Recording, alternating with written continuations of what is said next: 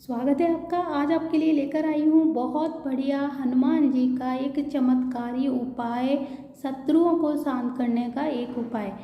लेकिन इस उपाय को करने से पहले मैं आपको बता देना चाहती हूँ कि आप अगर ये उपाय किसी नेक काम के लिए कर रहे हो, किसी इंसानियत के नाते किसी की मदद के लिए कर रहे हो तभी करिए। अगर आप इसका उपयोग किसी गलत चीज़ के लिए करोगे, किसी के बुरे के लिए करोगे तो इसका आपको कोई लाभ नहीं मिलेगा, बल्कि आपको उल्टा इससे हानि ही मिलेगी।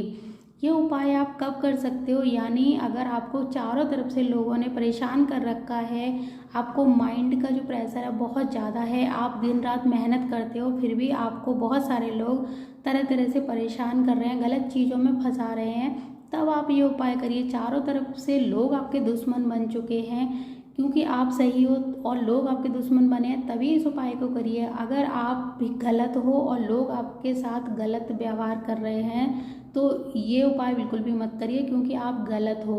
गलत चीज़ के लिए इस उपाय को करने पर आपको इसका कोई लाभ नहीं मिलेगा। जब आपको चारों तरफ से शत्रुओं ने घेर रखा है, दुनिया आपकी दुश्मन बन चुकी है, बहुत सारे लोग आपके विरोध में हैं, आप बिल्कुल सच के लिए काम कर रहे हो, सच्ची लड़ाई लड़ रहे हो, किसी की मदद कर रहे हो, तब ये उपाय आप करोगे तो कोई भी आपका बाल भी वाका नहीं कर सकता। इस उपाय से क्या होगा कि जो आपके दुश्मन है वो दोस्त बन जाएंगे और आपको समझने लगेंगे। तो बहुत ही अच्छा एक आजमाया हुआ उपाय है ये। आपके जब भी किसी से झगड़े हो रहे हों उस समय आप चाहते हो कि ये झगड़ा आगे ना बढ़े, सब ठीक हो जाए, तब इस उपाय को करिए। तो इससे क्या होगा, जो आपके जिससे झगड़े थे वो आपके दोस्त बन जाएंगे, मित्र बन जाएंगे और आपके झगड़े वहीं की वहीं थम जाएंगे। आपको क्या करना है, ये उपाय आपको लगातार करना है, रोज करना है, कम से कम आप 21 दिन तक तो करिए। इसके अलावा आप 43 दिन तक इस उपाय को लगातार कर सकते हैं। इसमें क्या करना है, आपको रोज अपने जब पूजा करते हो उस समय आपको टाइम देखना है, सुबह 8 बजे तक आपको ये उपाय करना है। सुबह 8 बजे आप नहा धो के उससे पहले ही आपको बैठना है और उसके बाद आपको एक मंत्र है, ओम नमो भगवते अंजनेयाय महाबलाय स्वाहा। इस मंत्र की 11 आहुतियाँ देनी है, यानी आप छोटा सा एक हवन कुंड में या किसी भी दिए में थोड़ी सी सामग्री के साथ, अगर आपको आम की लकड़ियाँ मिल जाती हैं, पीपल की, समी की, इस तरह की कोई लकड़ियाँ मिल जाती हैं तो उस पर एक हवन करिए। नहीं तो आपको नारियल की जो जटाएं होती हैं उस नारियल की जटाओं पर भी ये 11 आहुतियाँ दे सकते हैं।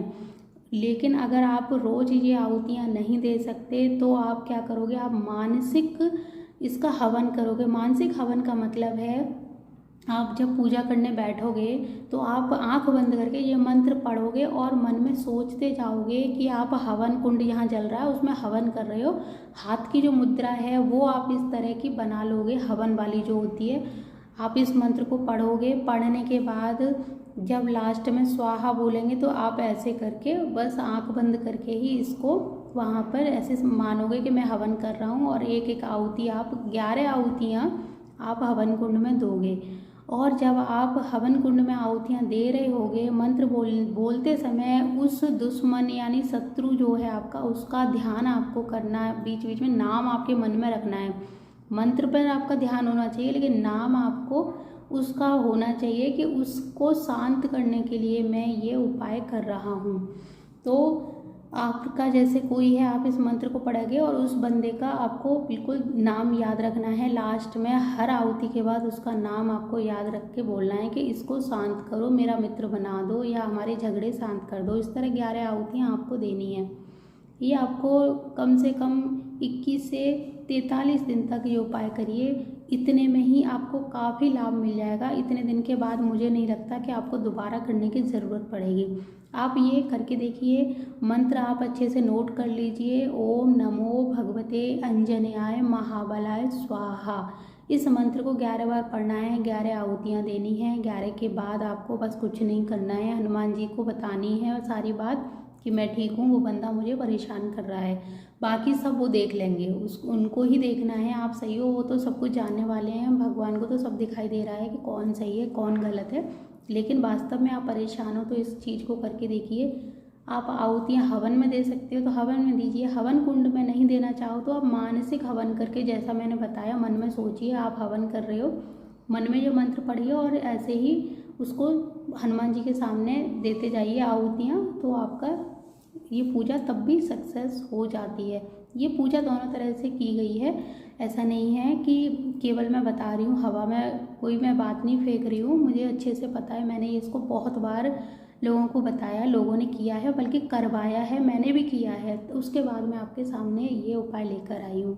तो पहले आप करिए, फिर मुझे बताइए कि आपको इससे लाभ हुआ या नहीं।